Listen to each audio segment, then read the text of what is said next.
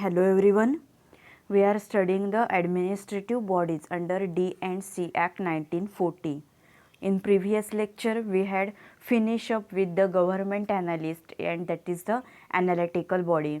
So we will just quickly see what we had seen in the last lecture. We had first started the advisory bodies. Okay, in that we had seen the DTAB, that is the Drug Technical Advisory Board. Its constitution is important from exam point of view. Elected members, nominated members, ex officio members, then these are its functions. Okay, so DTAB, this is means on technical matters, that is under the administration of this act, and to carry out other functions, these are the functions of DTAB. Then we had seen the drugs consultative committee. Okay, so this means to advise central government, state government, DTAB. These are its the functions of DCC, that is the drugs consultative committee. These two are the advisory bodies. Then next we had start with the analytical bodies. These are the Central Drug Laboratory and Drug Control Laboratory in states. Okay, so in the CDL is important. It's located at Kolkata. We had seen its functions in detail. Then we had seen the drug control laboratories in state. Okay, then we had seen about the government analyst, its qualification and its duties performed by the government analyst. And today we will then the procedure on receipt of the sample, and today we will see about the drug inspector. Okay, so what is mean by drug inspector? सहाय्यक आयुक्त बोलतात त्यांना, औषध निरीक्षक. Okay, so drug inspector is a person who is inspect your premises. If your retail shop is there, if you are having any manufacturing company, then he comes to inspect it. And any wholesale stores, so inspector, he is checking that whether all that rules and regulations you are following or not.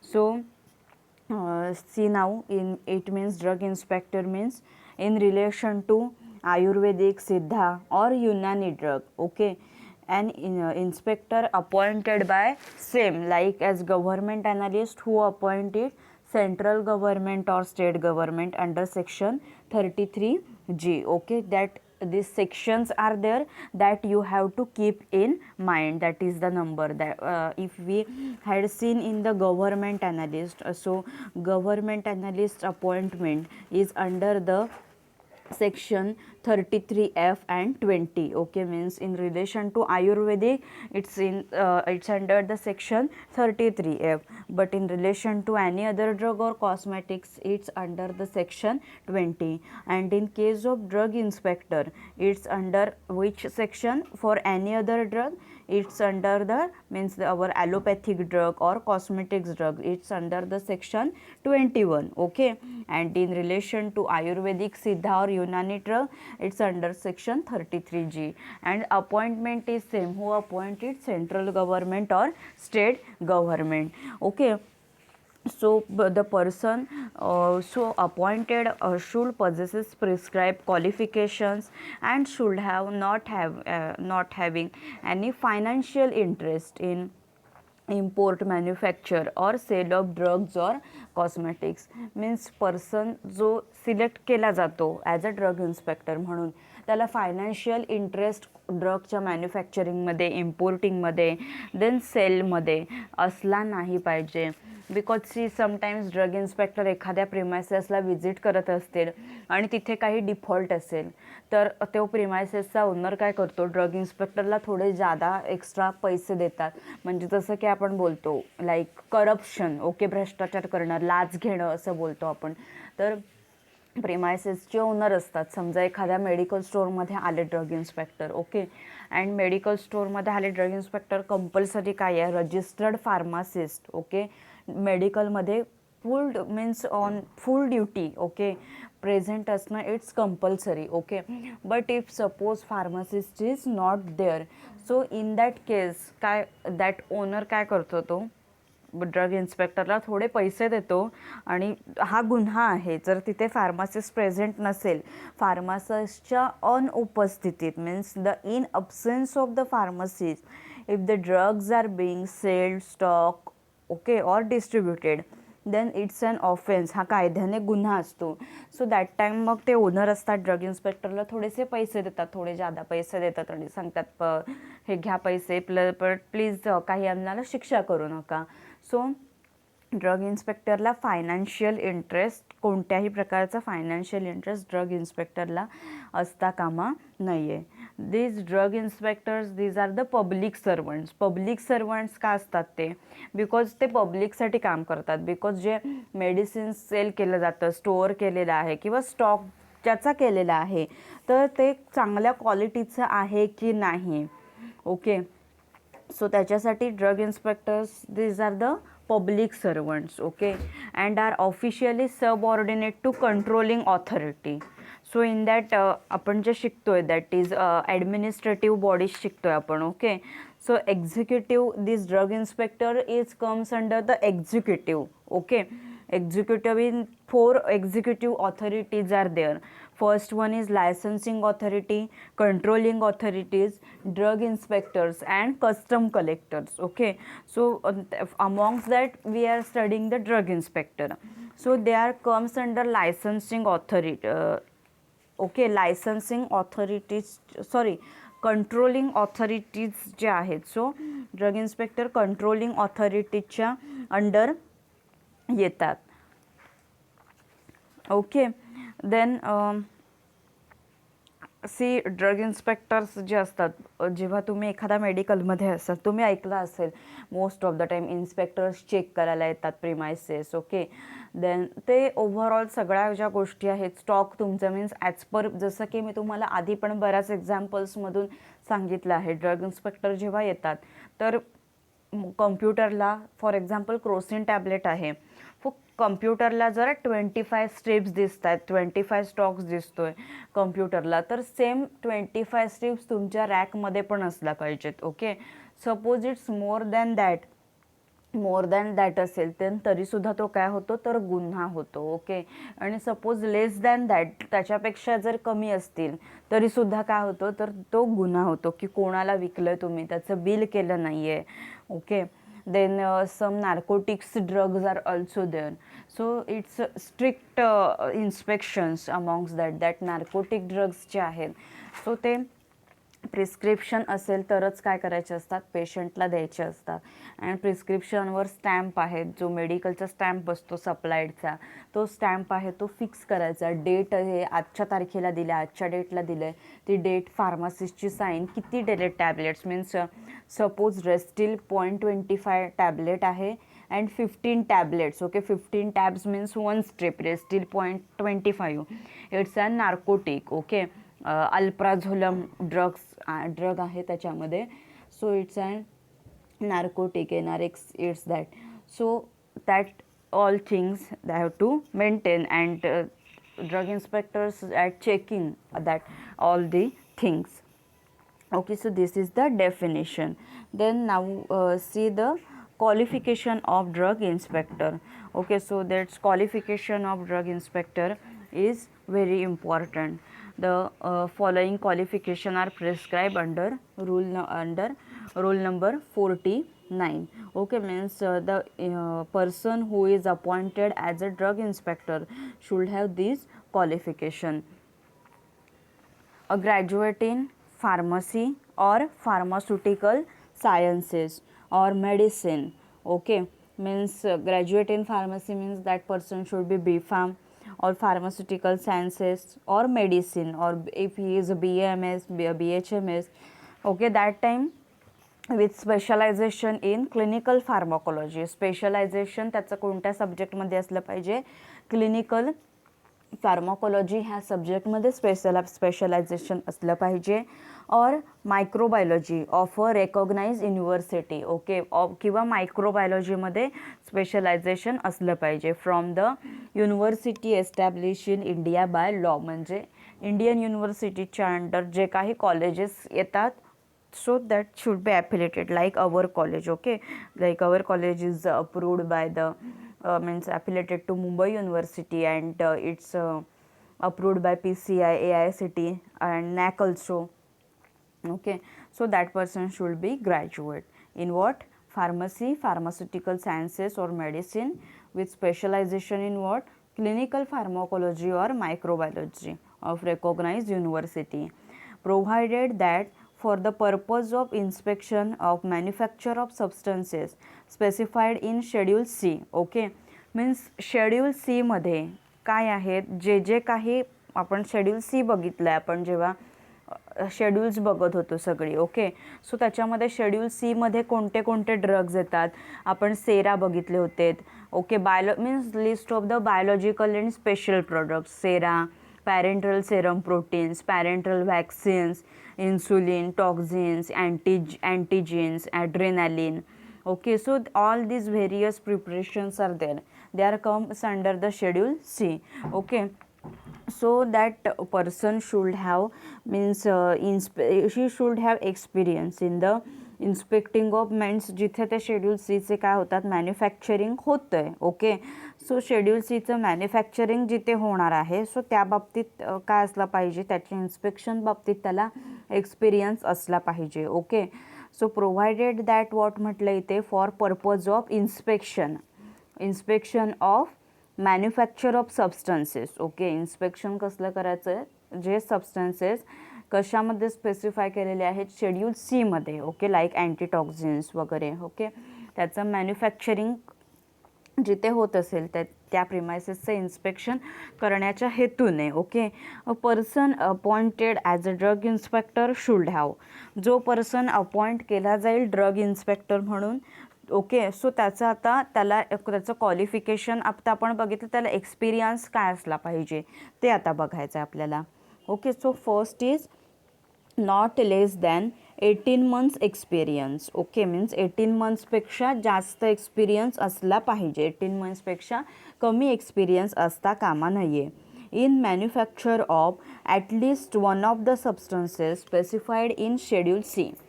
Schedule सीमध्ये आता जे जे काही substance mention केलेले आहेत, जसं की सेरा आहेत, अँटीटॉक्झिन्स आहेत, पॅरेंटल प्रिपरेशन्स आहेत, इन्सुलिन आहे. सपोज एखादा कॅन्डिडेट आहे आणि एखादा मॅन्युफॅक्चरिंग प्रिमाइस मीन्स कंपनी आहे, फार्मा कंपनी, जिथे मॅन्युफॅक्चरिंग होतं डिफरंट ड्रग्सचं. ओके, तिथे तो काम करत असेल तर तिथे शेड्यूल सीमधलं एकतरी प्रिपरेशन तिथे बनवलं म्हणजे त्याचं मॅन्युफॅक्चरिंग त्या फर्ममध्ये होत असलं पाहिजे. So at least one of the substances जे स्पेसिफाय केलं आहे शेड्यूल सीमध्ये, सो त्याच्या मॅन्युफॅक्चरिंगमध्ये त्याला 18 monthsचा काय असला पाहिजे तर एक्सपिरियन्स असला पाहिजे.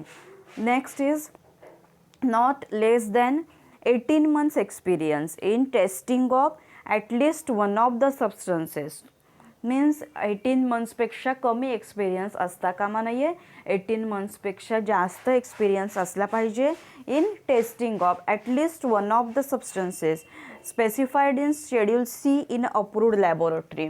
अप्रूव्ड लॅबोरेटरीज जी आहेत म्हणजे मान्यता प्राप्त ज्या लॅबोरेटरीज आहेत जिथे काय होतं ड्रगचं टेस्टिंग होत असतं. ओके, सो त्या एखादा कॅन्डिडेट आहे आणि त्या लॅबोरेटरीमध्ये if he is working. Okay, so that time जे शेड्यूल सीमध्ये स्पेसिफाय केलेले जे काही बायोलॉजिकल प्रॉडक्ट्स आहेत सो त्याचं कुठल्या तरी एका प्रॉडक्टचं तिथे टेस्टिंग हे होत असलं पाहिजे. ओके, ॲटलिस्ट वन प्रॉडक्टचं schedule सीमधल्या.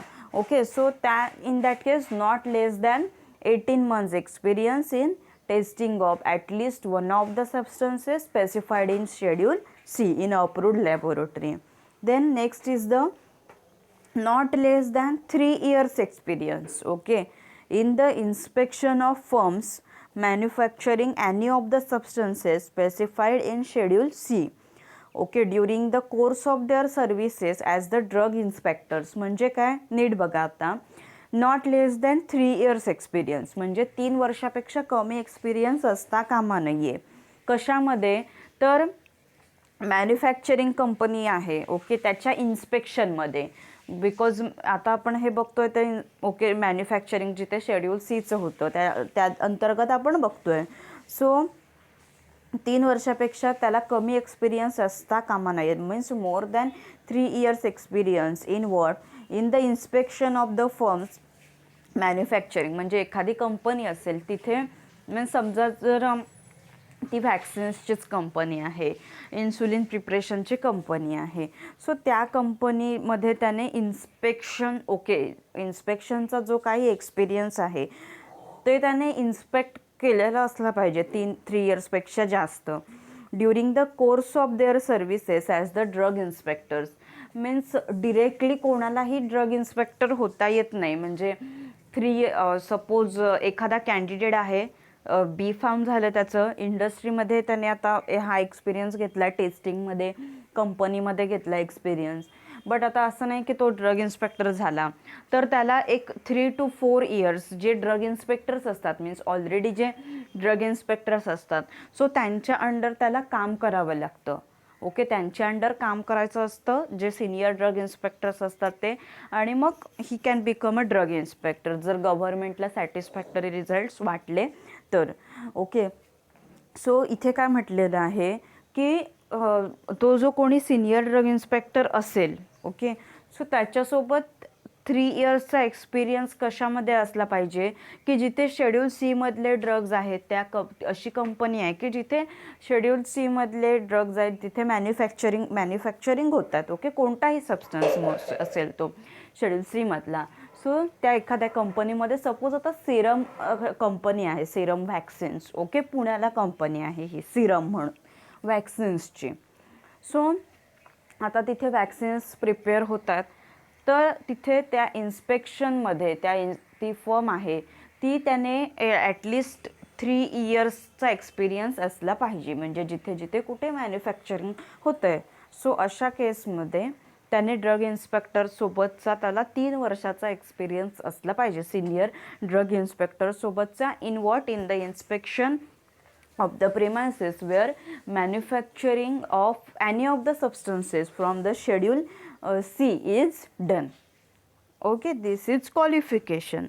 In that, next C, provided further that first 4 years from the date on which chapter 4 of the act, okay, आता chapter 4 of the act काय आहे, मॅन्युफॅक्चरिंग, सेल आणि डिस्ट्रीब्युशन ऑफ ड्रग्स. ओके, जसं की आता हा जो चॅप्टर आहे आपला, तो first introductory part, second administrative bodies, then third आहे हे इम्पोर्ट ऑफ ड्रग, आणि फोर्थ त्याचा जो पार्ट आहे तो काय आहे, manufacturing, sale and distribution of drugs and cosmetics. Okay, हा फोर्थ पार्ट आहे.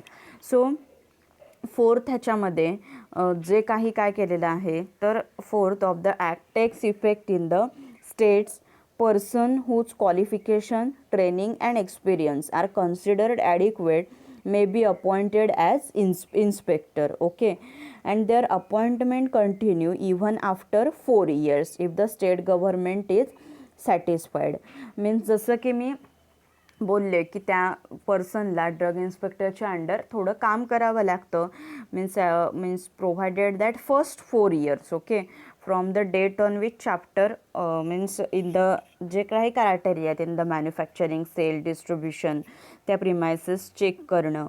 Okay, so based on that means act takes effect in the states person whose qualification, training and experience. म्हणजे जो पर्सन आहे की त्याचं क्वालिफिकेशन, ट्रेनिंग आणि त्याचा experience हे काय असेल, ॲडिक्वेट असेल, सो तो पर्सन इन्स्पेक्टर म्हणून काय केलं जातो, अपॉइंट केला जातो, आणि मग त्याची अपॉइंटमेंट आहे ती मग कंटिन्यू केली जाते 4 इयर्स नंतर. जर if the state government is satisfy, state government त्याच्या कामावरती सॅटिस्फाय असेल तर मग त्याची फर्दर अपॉइंटमेंट केली जाते. मीन्स फर्स्ट 4 इयर त्याला सिनियर ड्रग इन्स्पेक्टरच्या अंडर काम करावं लागतं. ओके, सो जे काही आहे means in the manufacturing, sale, distribution जे म्हटलेलं आहे in the chapter 4 of the act. So मग पर्सन त्याचं क्वालिफिकेशन, ट्रेनिंग आणि एक्सपिरियन्स हे ॲडिक्वेट असेल. Okay, so that person is appointed as inspector and their appointments continue even after 4 years. मग त्याची अपॉइंटमेंट कंटिन्यू होते आफ्टर 4 इयर्स त्याने काम केल्यानंतर, if the state government satisfy, state government त्याच्यावर सॅटिस्फाय असेल तर. So this is about the qualification of drug inspector. It's ask in your exam. Okay, qualification of drug inspector. That time you should write this point. First is that person should be graduate in the given subject. So here what here see carefully, provided that for purpose of inspection of what, manufacture of substances, means which that substances which are specified in schedule C. Okay, so person appointed as drug inspector should have this means experience in manufacturing, that is not in not less than 18 months in manufacture of once at least one substances from schedule C. Then same, not less than 18 months experience in what, testing at least of one of the substances which is mentioned in schedule C in approved laboratory. Then not less than 3 years experience in the inspection of firms. Okay, means firms manufacturing that any of the substances specified in schedule C. Okay, during the course of their services as the drug inspector. This is about the qualification of drug inspectors, and all these points you have to write. Then next we will see the powers of drug inspectors. Okay, so here powers of drug inspectors are specified under section 22 of Drug and Cosmetic Act 1940. So powers means what, तो जर drug inspector असेल so तो कोणत्याही premises आहेत त्याला काय आहे, त्याच्या हातामध्ये ते अधिकार आहेत. जिथे कुठे ऑफेन्स होत असेल, मीन्स बेकायदेशीररित्या इल्लिगली जिथे मेडिसिन्सचा सेल होत असेल, सो त्यांच्यावरती गुन्हा दाखल करणं, त्यांना शिक्षा करणं. देन सपोज एखादी प्रिमायसेस आहे, प्रिमायसेसमध्ये समजा एखादा फार्मासिस्ट प्रेझेंट नाही आहे, तो सुद्धा काय असतो, गुन्हा आहे. आणि ड्रग इन्स्पेक्टरच्या लक्षात आलं तिथे फार्मासिस्ट नाही आहे, सो तिथे जाऊन ते काय करू शकतात, व्हिजिट देऊ शकतात, तिथे प्रिमायसेस चेक करू शकतात. जर फार्मासिस्ट प्रेझेंट नाही आहे, ओके, सो ते काय करू शकतात, तिथे त्यांना शिक्षा देऊ शकतात. देन सपोज काही ड्रग इन्स्पेक्टर्स असे पण असतात की जे सरप्राईजली व्हिजिट देतात एखाद्या फार्मसीला. ओके, सो सगळ्यांनाच माहिती नसतं की दॅट पर्सन, हा पर्सन सगळ्यांनीच ड्रग इन्स्पेक्टरला बघितलेलं नसतं. सो हा पर्सन आहे, हा ड्रग इन्स्पेक्टर आहे, हे सगळ्यांना माहिती नसतं.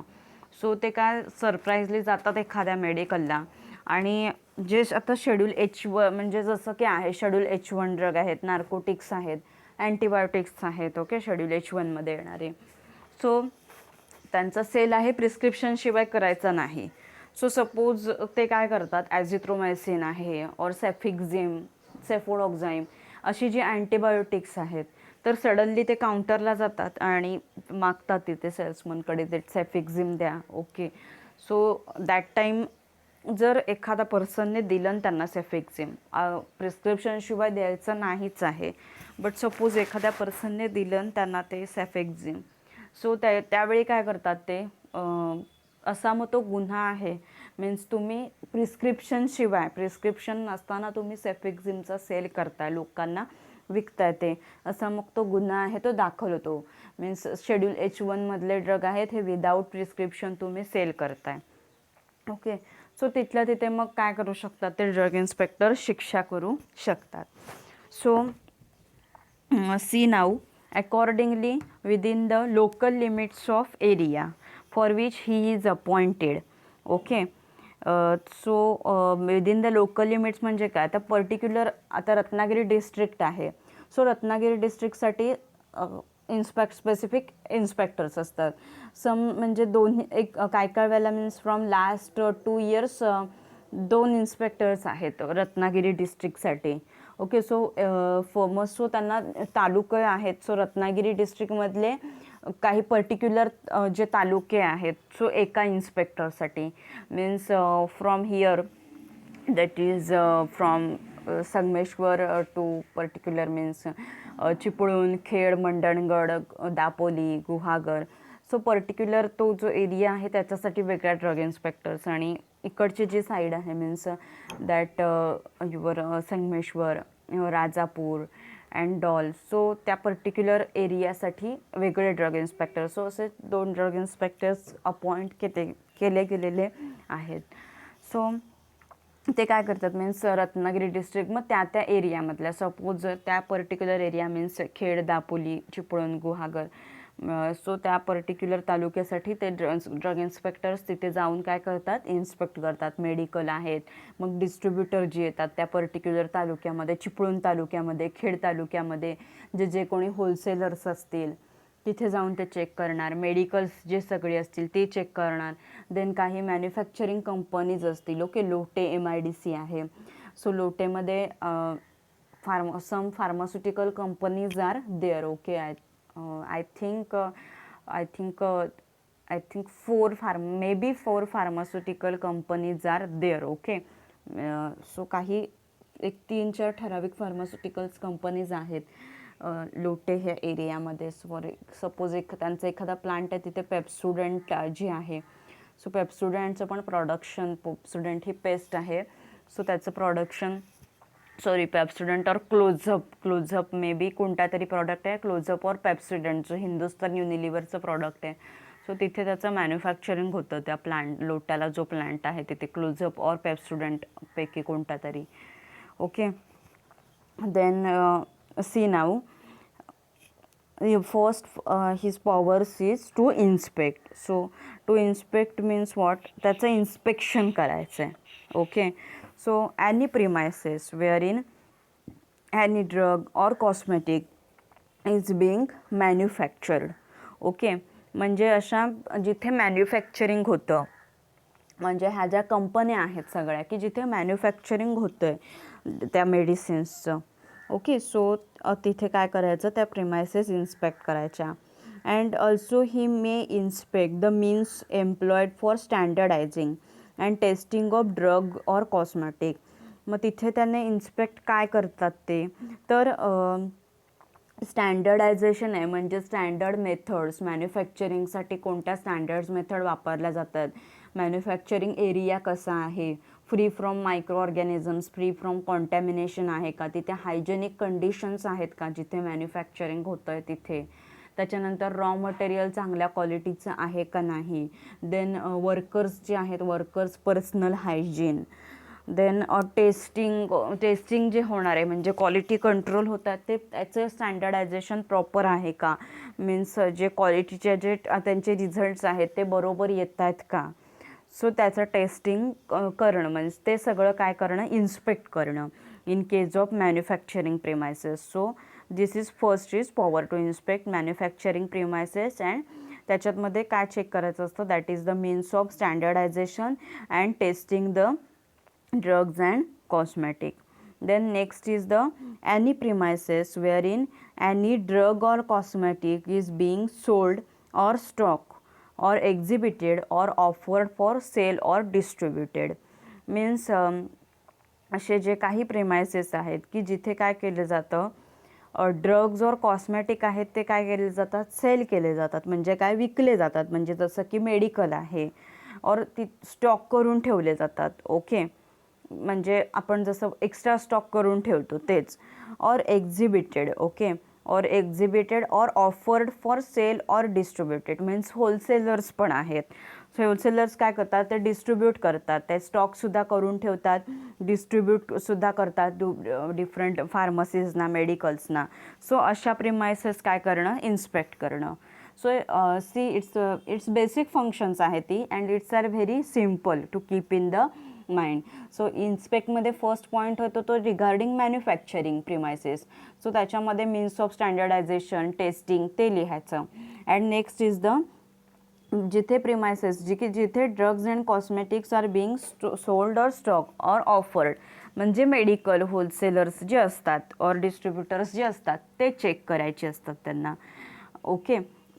और offered for sale or distributed. This is regarding to inspect. Then next is the to take samples of any drug or cosmetic, okay. Samples कोणताही ड्रग और कॉस्मेटिक आहे ते सॅम्पल काय करणं, तर घेणं, हे सुद्धा त्याचं काय आहे, पॉवर आहे ही ड्रग इन्स्पेक्टरकडे. आणि मग ते सॅम्पल पुढे CDLकडे टेस्टिंगसाठी पाठवणं. म्हणजे एखादं काय आहे, सॅम्पल जे आहे, एखादा ड्रग आहे, ओके, ज्या प्रिमायसेसमध्ये आहे, एखादा ड्रग आहे, ओके, एखादं मेडिसिन आहे एखाद्या कंपनीचं, आणि समजा ड्रग इन्स्पेक्टरला वाटलं की आता पर्टिक्युलर ही कंपनी आहे XYZ नावाची आणि त्यांचा हा प्रॉडक्ट आहे, एखादा टॅबलेट आहे त्यांची. सो ड्रग इन्स्पेक्टरला वाटलं की आता आपण हे CDLकडे देऊया टेस्टिंगसाठी, then he can do it. So he can take that samples and send it to CDL, central drug laboratory, and then government analyst test that sample. So see now, take samples of any drug or cosmetic in that means as a sample ki which is being manufactured or being sold or is stock or offered for sale or exhibited or being distributed. Okay, means same आहे, वरचा point आहे तो same आहे, but इथे काय आहे की जे काही सॅम्पल आहे की ज्याचं काय होतं आहे मॅन्युफॅक्चरिंग होतं आहे किंवा जे मॅन्युफॅक्चरिंग प्रिमायसेसमध्ये समजा गेला ड्रग इन्स्पेक्टर आणि एखादं तिथे ड्रग आहे, मेडिसिन आहे, ते मॅन्युफॅक्चर केलेलं आहे, तर त्याचं सॅम्पल, ते sample he can send it to CDL. Then एखाद्या मेडिकलमध्ये डिस्ट्रीब्युटर्सकडे means which is or being sold म्हणजे विकायचं आहे, ऑर इज स्टॉक, त्याचा स्टॉक करून ठेवलेला आहे, or offered for sale. Okay, की जे विकण्यासाठी ठेवलेलं आहे, और एक्झिबिटेड और बिंग डिस्ट्रीब्युटेड, और जे कुठे आहे होलसेलरकडे ठेवलेलं आहे. सो असं sample. Okay, means take samples of any drug or cosmetic which is being manufactured or being sold or is stock. Okay, or offered for sale or exhibited or being distributed. Okay, असं sample जे काय manufacturing त्याचं करायचं आहे किंवा ते काय करायचं आहे विकायचं आहे, असं सॅम्पल. देन नेक्स्ट काय आहे, to take samples of any drug or cosmetic from any person. Okay, person conveying, delivering or preparing to deliver any drug or cosmetic. Okay, to a purchaser or a कन्सायनिंग. म्हणजे एखादा person आहे, तो person काय करत असेल, एखादा parcel convey करत असेल, म्हणजे समजा मेडिसिन्स आहेत, जसं की आता मेडिसिन डिस्ट्रीब्युटरकडून मीन्स रत्नागिरीला डिस्ट्रीब्युटर आहेत, त्यांच्याकडून कुठे येतात ते सॅम्पल आहेत, ड्रग आहेत, ते इकडे येतात देवरुखमध्ये. सो ते काय असेल, ते पाठवणार आहेत तिकडे, बरोबर, मीन्स डिलिव्हर करणार आहेत. Or preparing to deliver means preparing to deliver म्हणजे काय, तर पाठवण्यासाठी ते आता तयारी करतात, त्या बॉक्समध्ये भरतात. Any drug or cosmetic to a purchaser. Okay, purchaser म्हणजे काय, सपोज आता माझं काय आहे, मेडिकल आहे आणि मी त्यांच्या सप्लायरकडून माल घेते, मी कोण आहे त्या केसमध्ये परचेसर आहे, एखादे डिस्ट्रीब्युटर आहेत त्यांच्याकडून मी ते गुड्स घेते, मेडिसिन्स घेते, in that case I am a purchaser. Okay, so असा मीन्स एनी पर्सन, असा एखादा पर्सन आहे की जो काय करतोय, ते मेडिसिन कन्व्हे करतोय. मीन्स सपोज माझं मेडिकल आहे आणि माझ्या मेडिकलमध्ये एक कस्टमर आला आणि त्याला मी ते काय देते, मेडिसिन देते, मी त्याला काय करते, कन्व्हे करते. ओके, आणि त्या केसमध्ये तो परचेसर आहे तो माणूस. डिलिव्हरिंग, ओके, आपण त्याला पाठवतोय. और प्रिपेअरिंग टू डिलिव्हर मीन्स आपण ते त्याला देण्याच्या तयारीत आहोत, मीन्स प्रिस्क्रिप्शन आलं आणि मी काय करते, त्याला देण्याच्या तर तयारीत आहे. मी मेडिसिन्स रॅकमधून काढते, 10 टॅबलेट्स लिहून दिल्यात, त्याकडे 6 टॅबलेट्स लिहून दिल्यात, त्या 6 टॅबलेट्स मी कट करते, कम्प्युटरवर त्याचं बिल मारते, म्हणजे मी काय करे, ते देण्याच्या तयारीत आहे. Any drug or cosmetic to a purchaser. Okay, or consigning. Consigning means of परचेसरच. Okay, customer. सो ते सॅम्पलसुद्धा काय करू शकतात, ते घेऊ शकतात आणि CDLकडे पाठवू शकतात. Okay, then see first function to inspect, then to take samples of any drug or cosmetic. So in that first जे सॅम्पल मॅन्युफॅक्चर आहे किंवा विकायचं आहे, or its offered for sale or exhibited or stock. Then त्याच्यामध्ये दुसरा point काय आहे, we can take the samples from any person. Okay, conveying, delivering or preparing to deliver. Okay, any drug or cosmetic to a purchaser or consignee. This is second. Then next third is what, search. Okay, search म्हणजे काय, तर शोधणं. Search any person in connection with the offense under this chapter at all reasonable times. म्हणजे काय, तर एखादा person आहे. Okay, so एखादा पर्सन कोणताही ऑफेन्स आहे म्हणजे ह्या चॅप्टरच्या अंडर जे जे काही ऑफेन्स आहेत म्हणजे एखादा गुन्हा आहे तो करत असेल, मीन्स इलिगली बेकायदेशीररित्या मेडिसिन्स सेल करत असेल, ड्रग्स सेल करत असेल, ओके किंवा मॅन्युफॅक्चर करत असेल, मिसब्रँडेड ड्रग्स सेल करत असेल, त्याचा जर अडल्ट्रेटेड ड्रग्सचा सेल करतोय ओके, देन स्पुरियस ड्रग्सचं मॅन्युफॅक्चरिंग करतोय, व्हॅलिड लायसन्स शिवाय जर एखादा पर्सन काय करत असेल, सेल करत असेल, तर ते सर्च करणं, ओके, असा पर्सन की जो काय करतोय अशा प्रकारचे ऑफेन्स करतोय. सो सर्च आणि person in connection with the offence म्हणजे जो काही गुन्हा करत आहे त्याच्या अंतर्गत ज्या ह्या चॅप्टरच्या अंडर जे आहेत, ओके, मीन्स जसं की हे करणं, मीन्स स्पुरियस ड्रगचं मॅन्युफॅक्चरिंग त्याचा सेल, अडल्ट्रेटेड ड्रगचं मॅन्युफॅक्चरिंग त्याचा सेल करणं. सो अशा प्रकारचा गुन्हा करत असेल, then to search him means ज्या अंडर ह्या चॅप्टरमध्ये जे इन्क्लूड केलेल्या आहेत गुन्हा त्याच्या अंदर, at all reasonable times, okay, this is search. Then fourth function is the enter and search.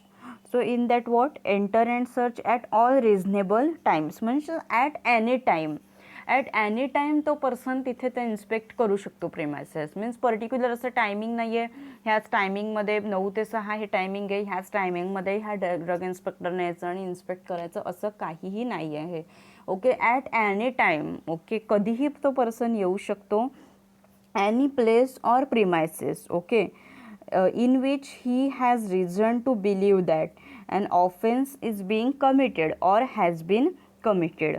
Means तो पर्सन आहे तो कधीही येऊ शकतो, कोणत्याही ठिकाणी येऊ शकतो, कोणत्याही प्रिमायसेसमध्ये येऊ शकतो, कोणत्याही वेळी येऊ शकतो की जिथे काय असेल, जिथे गुन्हा आहे तो घडतोय किंवा घडणार आहे इन फ्युचर, जेव्हा त्याला वाटतंय की इथे इलिगली मेडिसिन्सचा सेल होतोय किंवा इथे मॅन्युफॅक्चरिंग होतंय मिसब्रँडेड ड्रगचं किंवा फर्दर इन फ्युचर ह्याचं मॅन्युफॅक्चरिंग इथे होणार आहे, that time enter and search, okay, enter and search at all what reasonable times, okay, आणि place or premises in which he has reason to believe that an offense is being committed or has been committed, okay. Means काय, तो जो person आहे so कधीही येऊ शकतो तो त्या प्रिमायसेसमध्ये, त्या प्लेसमध्ये की जिथे गुन्हा आहे तो घडतोय किंवा घडणार आहे.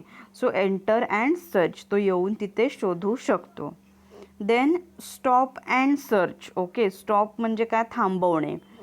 To stop and search any vehicle, okay, or conveyance which he has reason to believe use for carrying any drug or cosmetic. म्हणजे काय की जसं एखादं व्हेकल आहे, सपोज आता सप्लायर असतात, ते सप्लायर काय करतात, माल कुठून कुठून पाठवत असतात. मीन्स सपोज जर माझं देवरुखमध्ये मेडिकल आहे, मी चिपळूणमधून माल घेऊ शकते, कोल्हापूरमधून मी मेडिसिन्स घेऊ शकते, कोल्हापूरमध्ये सुद्धा स्टॉकिस्ट असतात, सो त्या स्टॉकिस्टकडून मी मेडिसिन घेऊ शकते, चिपळूणमध्ये स्टॉकिस्ट आहेत त्यांच्याकडून सुद्धा मी मेडिसिन घेऊ शकते. सो सपोज एखादे स्टॉकिस्ट आहेत आणि चिपळूणमधून त्यांनी काय करते, त्यांची गाडी आहे ती त्यांनी पाठवली आहे, ज्या ज्या काही संगमेश्वर तालुक्यामध्ये ज्या ज्या काही सगळे मेडिकल्स आहेत त्यांना माल देण्यासाठी. सो ड्रग इन्स्पेक्टर काय करू शकतात, ते व्हेकल आहे ते थांबवू शकतात, ओके, ते व्हेकल थांबवू शकतात आणि ते सर्च करू शकतात कोणते ड्रग्ज आहेत, कोणते त्याचे बॅच नंबर, एक्सपायरी काय आहे, आणि कुठलंही ते सॅम्पल ते काय करू शकतात, घेऊ शकतात पुढे, ओके.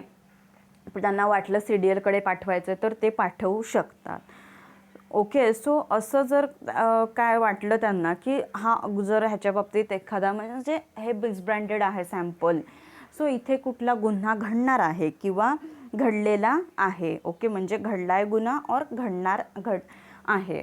सो त्या केसमध्ये स्टॉप अँड सर्च म्हणजे काय, ॲनी व्हेकल और कन्व्हान्सी म्हणजे माल पोचवणारा, okay, which he has reason to believe use for carrying any drug, carry करतात ते, ओके, म्हणजे व्हेकल आहे त्यांच्याकडे, carrying any drug or cosmetic in respect of which offence has been or is being committed, म्हणजे जो गुन्हा आहे तो घडलेला आहे किंवा घडणार आहे. सो अशा केसमध्ये मीन्स सपोज एखादं व्हेकल जात असेल, त्या व्हेकलला ते अडवू शकतात, चेक करू शकतात. त्यांना डिफॉल्ट वाटलं काही की गुन्हा इथे घडतोय किंवा मीन्स इथे रूल्स आहेत ते ब्रेक केले जात आहेत किंवा ब्रेक केले जाणार आहेत इन फ्युचर. सो एखादा पर्सन आहे कन्व्हायन्सी, हा पर्सन आहे हा इलिगल काम करतोय. So in that case he can stop and search. Okay, this is fifth function. Then next see, sixth function is give order in writing. Okay, give order in writing म्हणजे काय, जो मालक असेल त्याला काय करणं तर ऑर्डर देणं. सपोज आता काय झालेलं आहे, एखादं सॅम्पल आहे. सो ते सॅम्पल एखादं मिसब्रँडेड निघालं किंवा स्पुरियस निघालं ते सॅम्पल. ओके, सो तो ऑफेन्स घडतो मग ते सॅम्पल हे झाल्यावरती. सो ते काय करायचं की non disposal up to 20 days. म्हणजे तो जो ओनर आहे त्याने ते सॅम्पल लगेच डिस्पोज करायचं नाही. Up to 20 days means say now not to dispose stock of such drug or cosmetic. Okay, means not exceeding 20 days. 20 days चा पिरियड असतो. सो 20 daysच्या पिरियडमध्ये त्याने ते सॅम्पल डिस्पोज करायचं नसतं.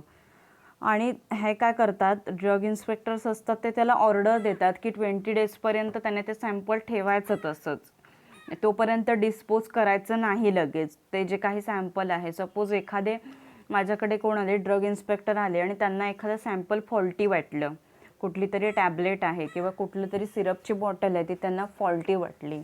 सपोज आता माझ्याकडे त्या सिरपच्या बॉटल एक त्यांनी नेली त्याचं सॅम्पलिंगसाठी आणि आता माझ्याकडे 20 बॉटल्स होत्या, एक त्यांनी नेली, माझ्याकडे 19 बॉटल शिल्लक राहिल्या. सो मी त्या 19 बॉटल्स असतील त्या तशाच्या तशा माझ्या ह्याच्यामध्ये ठेवून द्यायच्या, फार्मसीमध्ये बाजूला काढून ठेवून द्यायच्या, त्याचा सेल करायचं नाही. पण त्या लगेच ड्रग इन्स्पेक्टरने नेल्या म्हणून टाकून पण द्यायच्या नाहीत लगेच. Okay, means non disposal up to 20 days.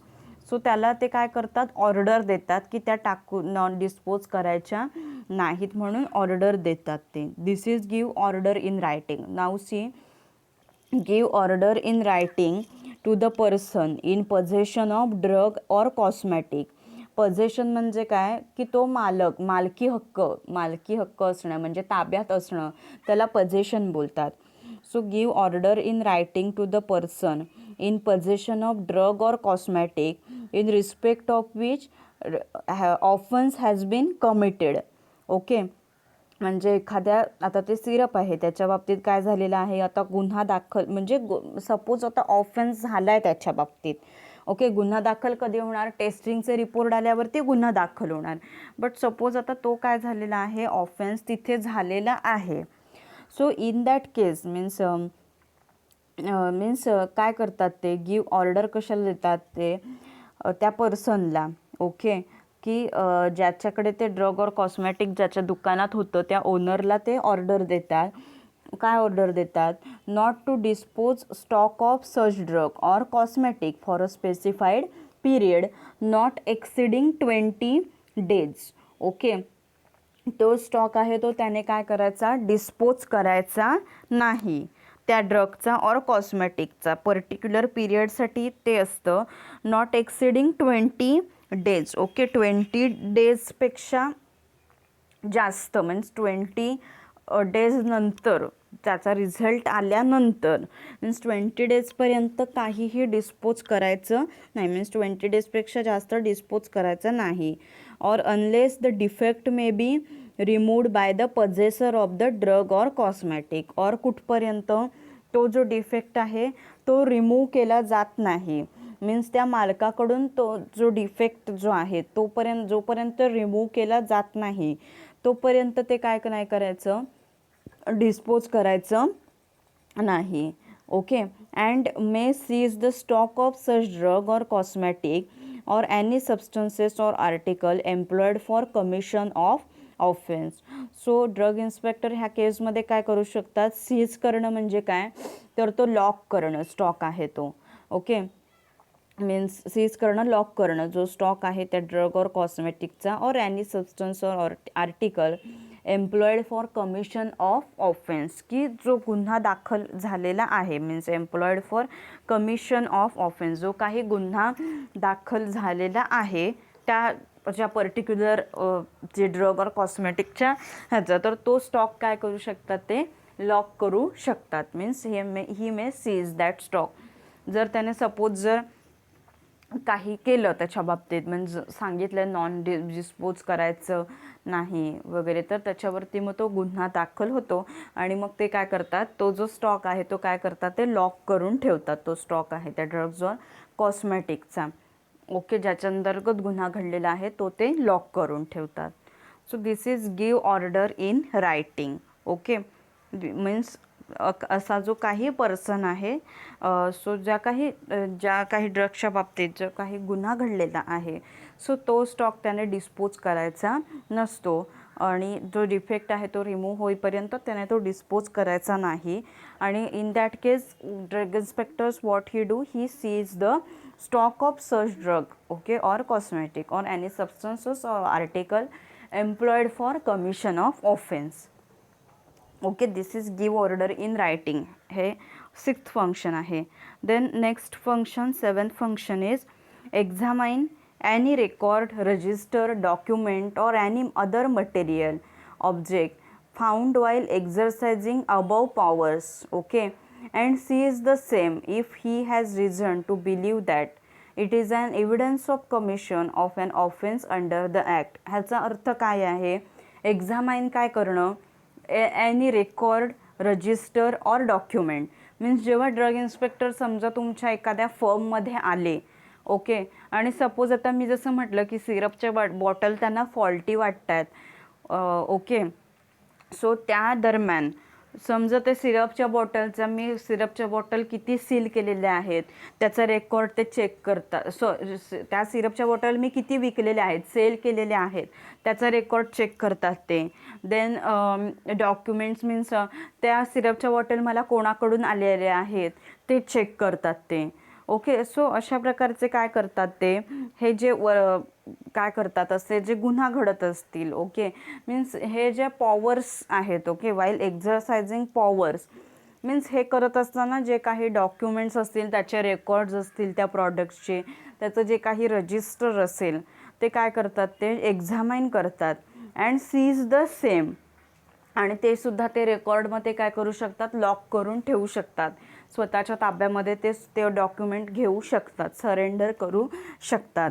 Okay, means म्हणजे जर असं काही कारण असेल की ह्याच्यामुळे गुन्हा घडलेला आहे, means see if he has reason to believe that, की ज्याच्यामुळे काय आहे, कारण आहे, it is an evidence of commission of offence under the act. जर कायद्याच्या अंतर्गत हा जर गुन्हा झालेला असेल असं त्यांना वाटलं, खात्री केल्यानंतर, सो ती डॉक्युमेंट जे आहेत, जे काही रेकॉर्ड आहे, रजिस्टर आहे, ते सुद्धा ते काय करू शकतात, लॉक करू शकतात, स्वतःच्या ताब्यामध्ये घेऊ शकतात.